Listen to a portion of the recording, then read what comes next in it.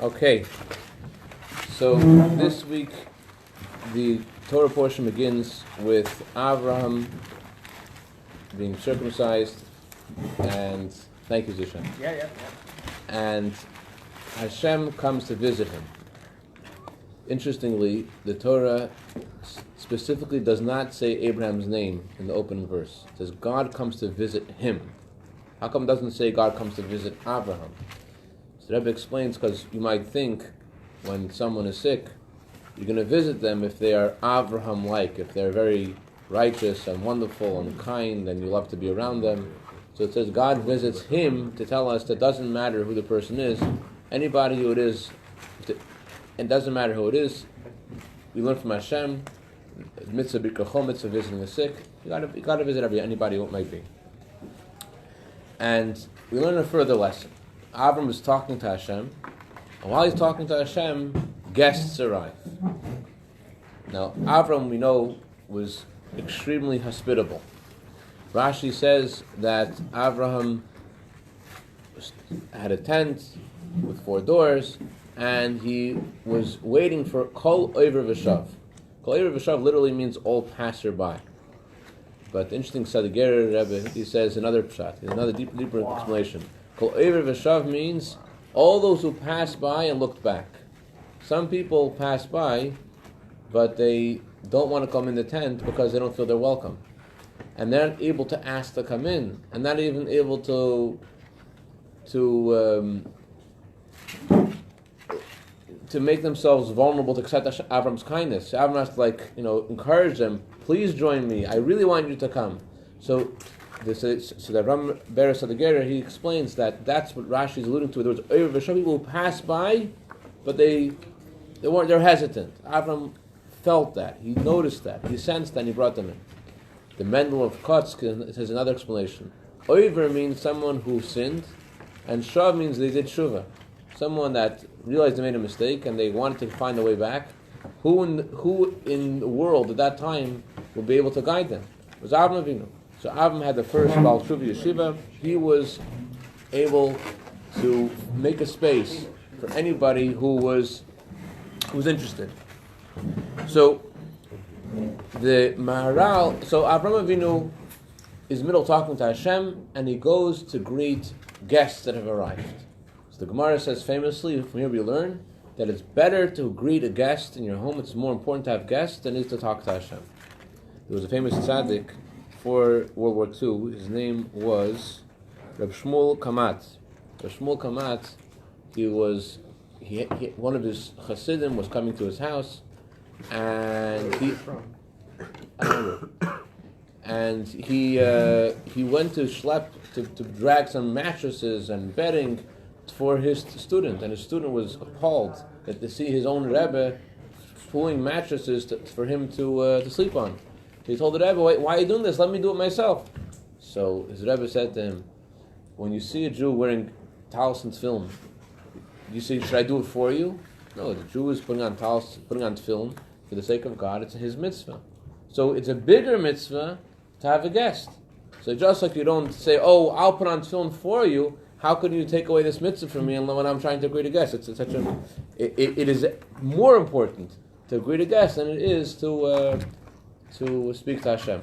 Incredibly, Avram Avinu, although he kept the entire Torah, the Torah doesn't tell us anything that he did, any mitzvah, except this mitzvah the Torah talks about Avram, a whole chapter about how Avram greeted the guests. The Torah does tell other commandments that Avram kept, but there's no mitzvahs highlighted as much with all the details as the mitzvah of greeting guests.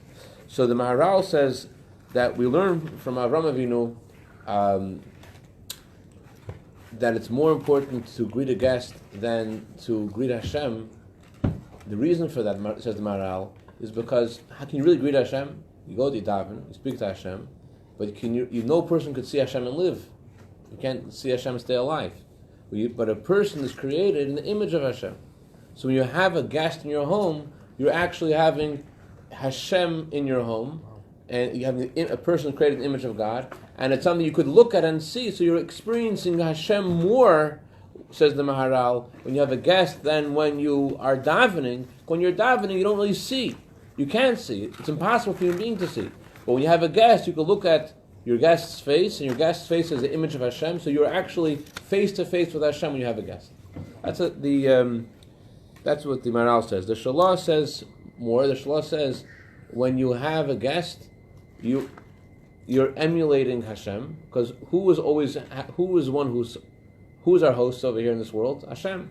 Hashem is hosting all the billions of creatures in this world the whole time. So we're always guests of Hashem. So by having a guest in your home, you are emulating Hashem, because you are also doing what Hashem does. It says in the Torah, "V'alachta b'drachav," you should go in God's ways. How do you go in God's ways? You do what God does. So just like Hashem is always hosting guests, so you're emulating Hashem. The Chafetz Chaim says that we learn a lot of details about how to welcome guests from Avraham Avinu. Not just we learn the general thing, how important it is. We also learn. Thank you, Sophie. You figured it out. Or was it? It's a bomb. Turned it off just in time. Oh, Shalech Reb Chaim. So we learn not just how important it is, but the details, how it's supposed to be done, which is an incredible thing, because the Torah is the Torah of truth. Think about it. Avraham Avinu didn't really have any guests. The people that came to him weren't even people. They were angels that came in the guise of human beings. So there's no real mitzvah of attending to them. Not only that, when Avraham Avinu served them, it says they didn't even eat the food that he gave them. Rashi says they pretended to eat the food that Avram gave them. So why is it a mitzvah? It's a mitzvah to have angels. So what makes it a mitzvah? Is a mitzvah about intention, or is a mitzvah about the action? So the question is, there must be some significance. What you're saying when you get to two summers Hashem to see intention versus action, but the obvious question is, if the Torah is Torah of truth, first of all, we're learning all this from Avram being fooled. Avram was fooled. He was fooled into doing something which he wasn't obligated to do. And second of all, it seems that the mitzvah is supposed to be a real thing, and we're learning a real mitzvah from a non-mitzvah. So to understand this, we have to zoom out a little bit, and first let's understand exactly how this mitzvah works. So the Chafetz Chaim says there are a couple of components that we learn about this mitzvah from Avraham Avinu.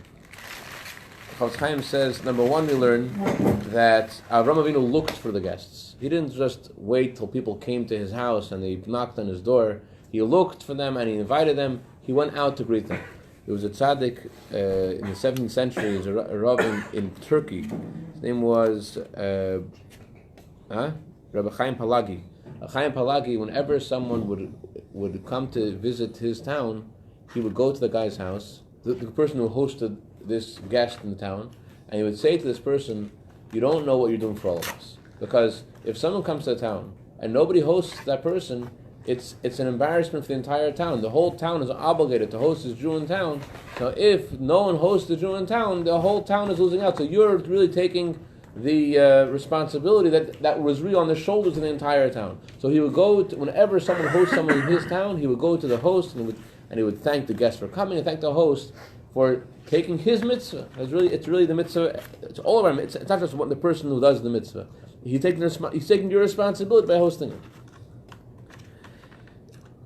The Rabbi Moshe says that it says in the Torah the word Vayita 2 times. It says Vayita Eishel Bereshev. It says by the word Vayita when Avraham Avinu makes this hotel or orchard for his guests, and also says the word Vayita regards to Gan Eden, the creation of heaven. So Rabbi Moshe says, from here you learn that having a guest allows you to enter into Gan Eden.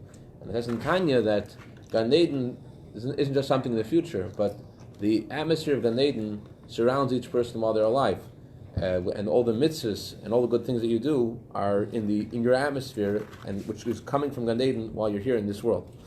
So, number one, we see from Avraham Avinu is that he searched for guests, he didn't wait for them to come to him. Number two, he did it himself. He didn't know, was an executive, in charge of hospitality. And it's really a shame that if you're traveling and you Google the word hospitality, So they take this very, very noble, magnanimous word, and it becomes it's a big industry. It's about hospitality. You get all these hotels, and that's not what hospitality is. It's. If you get a bed and breakfast, you get an Avram Avinu situation. So Avram Avinu teaches us do it yourself, to look for guests. He teaches us also when the guests come. Some people, when the guests come, they feel like, okay, the guest has come, okay, I have to serve them, and now after I serve them, I'll be able to send them on their way and go back to my life. Avraham Avinu, what did he do when they came to his house? Oh, first relax under the tree.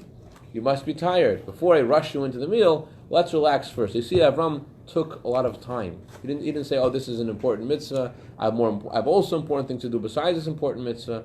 He stopped everything and he relaxed and says, now I have guests, and that's all. He did what, which is in our society is really hard to do, because since we have these incredible tools that make things so quick, so everyone's always rushing. Avraham Avinu stopped, and he made his guests relax before he served them. Another thing that Avraham Avinu did was that the Chavetz Chaim says is that when a guest comes to your house, you have to think about how you would feel if you were be a guest in someone else's house, and you would want to be as comfortable as possible. So similarly, Chavetz Chaim says you have to make your guests not just to have their needs, but to feel good.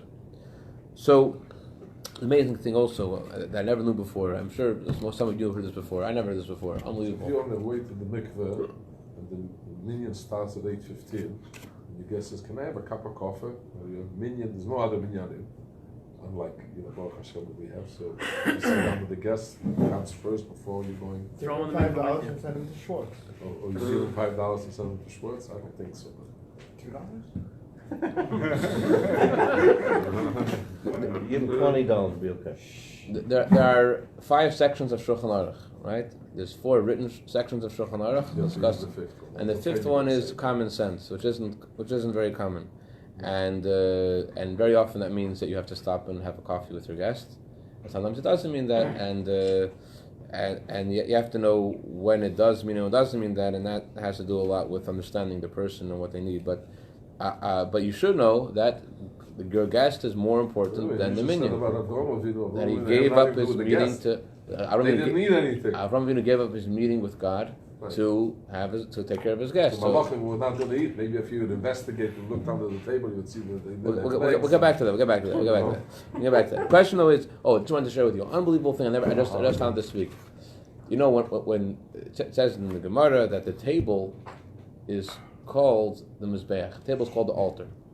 Why is the table called the altar? It says in the Gemara, you're not supposed to sit on a table because the table is called the altar of Hashem. Nowadays we don't have the Bais Hamikdash until Mashiach comes. Instead we have the table. Why is the table the place of the altar? What about the table is so wonderful that it's the place of the altar? This is the simple Gemara. Rashi says it right away, and I never knew this before. It's very simple. When the temple was standing, there was the altar, and a fire came from heaven. Nowadays, there's no fire coming from heaven. So what do you have instead? When a guest comes to your home, and your guest picks up his fork and sticks it into his tuna fish, that is the fire from heaven that is consuming the sacrifice of God, and that's why your table is called a place of atonement. Your table is a place of atonement because that's like a sacrifice to Hashem. So your guest is like the fire from heaven which is consuming a sacrifice from Hashem. That's why it's an atonement. You're like bringing a sacrifice to Hashem when the guest eats in your home. It's unbelievable. It's not just. Why you should serve meat, because you bring fish in there. Right. That's interesting. Okay. So the big question. You shouldn't do your mundane work on this table. I think it goes back to the 5th section of Shulchan Aruch. But the question is, first of all, by the way, how did Avraham Avinu himself know that it was more important to greet the guest? We know because Avraham Avinu left God to go greet the guest. But how did Avraham Avinu himself know this? It's an interesting word that Meir Premishlan said. Meir Premishlan said the word Avram is the medical equivalent to 248. So 248 corresponds to 248 limbs of the person. Avraham Avinu, originally his name was Avram, 243, because Avraham Avinu didn't have full jurisdiction over every part of his body. It says that Avraham Avinu only can control 243 limbs. Then Hashem added the extra hay, they able to control also the other 5 parts of his body, his eyes, ears, and his wrists. But does that mean he was Was sinning before? No, what it means what is- does it mean? It means like this: when you walk down the street and you see something you're not supposed to look at, so the first time you look at it, it's not your fault. It's God decided. But you learn to turn back and you look at it again. That's your decision. So Avram Avinu, after God gave him the extra hey in his name, it was impossible for him to see anything we shouldn't see. One time, the Rebbe Rashab was in the middle of saying a Hasidic discourse, and there was just some kind of noise outside, and it was disturbing him. So he went like that, and he turned off his ear. I lived in school, and then he was wondering why he couldn't hear from that ear, and because he turned it off. off. Right. So apparently it's easier to turn it off than turn it back on. But Like with Rashi, when he needed to describe the balls of the menorah, so he saw like a woman with her dress. right. I wondered why he saw that. Right. Must be a reason for it. Right. Very good. Rashi says. Do you mean Avraham Avinu would look a second time before this? That's No, what I'm trying to opposite. understand. I'm saying No, that before he got the extra hay in his name, so it was possible for him to see things he wasn't supposed to see. After he got the extra hay in his name, it wasn't possible. Even the first time. Even the first time doesn't mean that it actually happened to Avram before he got the extra hay, but that means that he was given this extra blessing that was impossible. His limbs were holy, and therefore it was impossible for. Similar thing happened with Rabbi Rashab. Yeah, buy a cup of milk that he said what kind of milk, and then the Rabbi Rashab asked for milk, and they said it's right in front of you. He said the cup's empty, and so they said there's milk inside, and they found out that the milk was in. It wasn't Rashab. That's Nachum Chernobyl. Nachum Chernobyl. He said that the Mishnah used Nachum Chernobyl couldn't see a cup of milk, and he actually quoted the Mishnah. The Mishnah says a milk that has been milked by a akum, and the Ein Yisro Re'eu. He translated Ein Yisro means a Jew does not see it, can't see it, and that's what actually happened, and he couldn't see it. So anyway, so that's by tzaddikim. So therefore, says in Meir Premishlan, that Avram Avinu felt his feet moving towards the guests. So since he felt his feet moving towards the guests, so therefore he knew that's the right thing. This must be the right thing to do, because his body was trained to be into. That's what Meir Premishlan said. Anyways, but the question that we have though is, the question we started with, what's going on with this? This is like the source in the Torah about taking care of the guests. It's from Avram Avinu when he really wasn't taking care of guests. They were not really guests; they were just angels. So to understand this, we have to understand the difference between the mitzvah of tzedakah, mitzvah of charity, and the mitzvah of having guests. So if, let's say, Mr. Mark Zuckerberg comes to visit Los Angeles, and he needs a place to stay, and so he could go to a hotel, but he happens to meet Zev over here, and Zev says, "Mark, you can come to me." Oh, sure. So is that a mitzvah? Is hosting Mark Zuckerberg a mitzvah, or isn't it a mitzvah? Because you could go to a hotel. It's not. It's a huge mitzvah. It's a huge mitzvah. Why? You're turning him on to mitzvahs, Torah, Yiddishkeit, connection, Abbas Yisrael. You're being mechanechim. Okay, but what if, is it the mitzvah of tzedakah? Hopefully. No, well. Hopefully he'll if you send Mark Zuckerberg a check of $18, have you done the mitzvah of tzedakah, recurring donation? Every month, Mark Zuckerberg gets a check from you for $18. Is that a mitzvah of tzedakah? No. But if you bring him into your house, well, wouldn't that depend what he does with it? If he gives it to a poor man, then he's your shliach. Wait, why? Let's continue on that line. If your wallet falls out of your pocket and a poor person finds your wallet, is that a mitzvah? Yes. Why is that a mitzvah? Even though you had no intent of doing it, but still considered a mitzvah. Why is that a mitzvah? You didn't want to do it. You did not want to do it. Why is it a mitzvah? He benefited. Because you benefited. Because the mitzvah of tzedakah is about the bottom line. The mitzvah of tzedakah isn't about your feelings and your care and your love. Mitzvah tzedakah is about the bottom line. We all have to pay our bills. When you help another Jew pay their bills, that is a mitzvah tzedakah. It's the bottom line. I believe it's Berditchev. If Mark Zuckerberg forgot to make his $18 minimum payment on his credit card that month, for whatever reason, and you gave him $18 to make that minimum payment, you're doing tzedakah because he needed it that moment. No matter what, you're still doing tzedakah. You still need it. You send I'll him explain. and tell us what happened, okay? maybe chesed. It's kindness, it's not tzedakah. Tzedakah is to the poor. Kindness is both the rich and the poor. But hold on a second. Rabbi Bezalel, he was once about to slaughter a chicken. And Rabbi Bezalel was known to be a very angelic kind of person. So he was about to slaughter the chicken. and he's making the bracha on the shchita, and he has such concentration on the bracha, ala shchita, and it took him a long time, and he's very into it. And meanwhile, the chicken has become emancipated from his grasp, and he finishes the bracha, and he's like, "Wo is der hin? Where is the chicken?" And there are some things the Torah says not to say bracha on. You shouldn't say a bracha on giving tzedakah. When someone is about to give tzedakah, don't say a bracha. Why? It's an important mitzvah. Why don't you say a bracha about giving tzedakah? So one reason that's given is because you say? Huh? Bracha. Hashem commanded us to do mitzvah tzedakah. Why isn't no bracha for it? So one reason is because you don't want to celebrate another person's misfortune. You don't want to celebrate them. Oh, hey, you're my mitzvah. Come here. I don't know if this is true or not, but they say about this group of Jews that they were it made sure not to give this person any money the whole year, because they wanted to make sure they can give money to the poor on Purim. Purim is supposed to give money specifically to the poor, and they want to have someone to qualify, so they made sure not to help this guy all year. I don't know if that story is true or not, but it does tell us something about the nature of the mitzvah tzedakah, that it's not about the important thing is the bottom line. It's not about you doing the mitzvah. It's the person being helped. Like someone came to Alter Rebbe famously, and he told Alter Rebbe, people come to my inn, and I feed them, I give them food, and I give them drink, but I only do it because I just would feel bad if I didn't do it. It's not that I really care about them. It's not kindness. It's not emes. It's not truth. I don't do it, but it's not emes. The Alter Rebbe said, don't worry about the truth of your heart. Worry about the truth of their stomach. Make sure their stomach is be'emes, truly full. That's the truth you should worry about. Not the truth of your heart, but the truth of the stomach. Why? Because mitzvah tzedakah is not about the feeling, it's about the bottom line. That's why the Gemara says, if you smile and you encourage, you empathize with a person giving tzedakah, you get blessed with many more blessings. 11 blessings.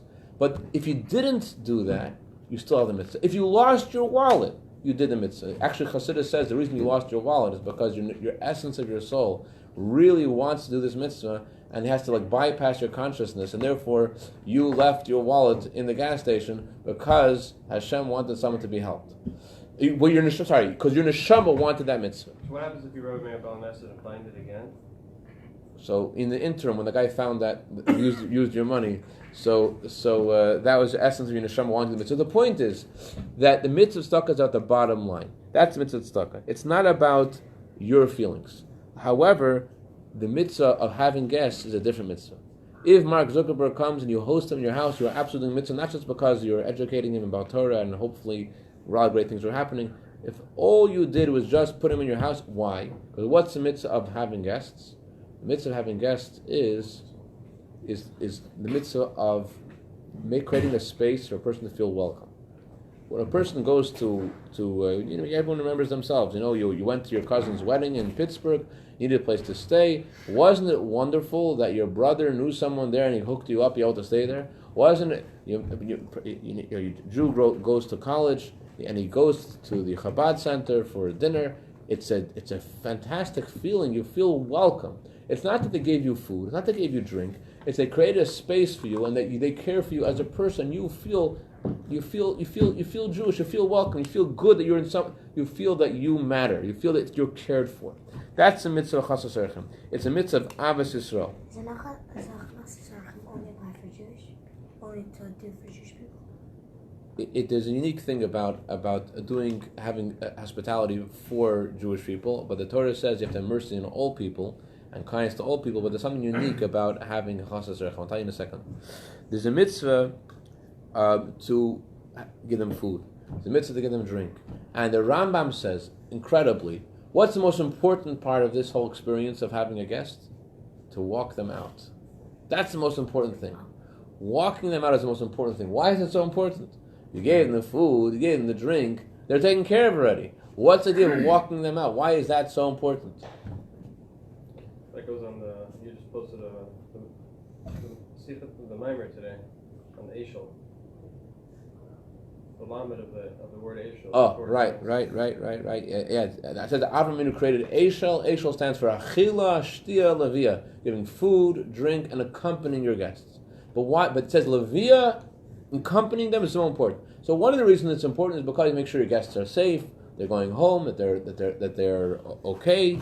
The Gemara says if you don't make sure they're safe, it's like you're a murderer. But it's not just that. Well, that's the whole thing with the Glo. Right, How far but can it's more than that. how It's far can you walk? it says depending on what the situation is. But the point is, the mitzvah of walking them out actually redefines what the whole experience was in the first place. If someone comes into your house and they eat and they drink, make yourself at home, take whatever you want, and don't let the door hit you when you walk out. So when the person finishes eating and drinking, what do they feel? They feel like they're one of your mitzvahs. You are providing for them. They are your guest, and you want to have the credit for doing this mitzvah. You want to have done the mitzvah, and you've done it, and now you're done. When you walk out, and you show your guest that you care about them as a person. It's not just about providing their needs. You did that already. Walking them out expresses you're sad to see them go. You want to go with them. They matter to you. They are someone to you. That's why the mitzvah of Hachasas Erchim, we learn specifically from Avram doing the meaningless act of taking care of the angels. Why is that? Why is meaningless so meaningful? The reason why the meaningless act of taking care of the angels is so meaningful, because that expresses the theme of having guests is about your kindness, about your love. It's not about the person's needs being met. They didn't have any needs. The mitzvah is, as Yossi said before, it's about you doing kindness. Now, it happens to be, and everyone here has experienced this, you're guest in someone's home, you know when they want you to be there, you know when they're excited that you're there, and you know when, as we say in Yiddish, Tagriban. It's almost. You could feel it. You really could feel it. So that's why we learn it from Avraham Avinu taking care of the angels, because the Torah is telling us the mitzvah is about your expression of kindness, about your caring for them. I want to tell you an incredible story. There was a shliach in the south of France. His name is Rabbi Druckerman. Rabbi Druckerman was driving his motorcycle one Erev Shabbos when it started to rain, and not every shliach has a motorcycle. I don't have. He has one. No, he rode one in his younger days. Oh, Once. Fell off. so Rabbi Hershel Druckerman. I was a fast learner.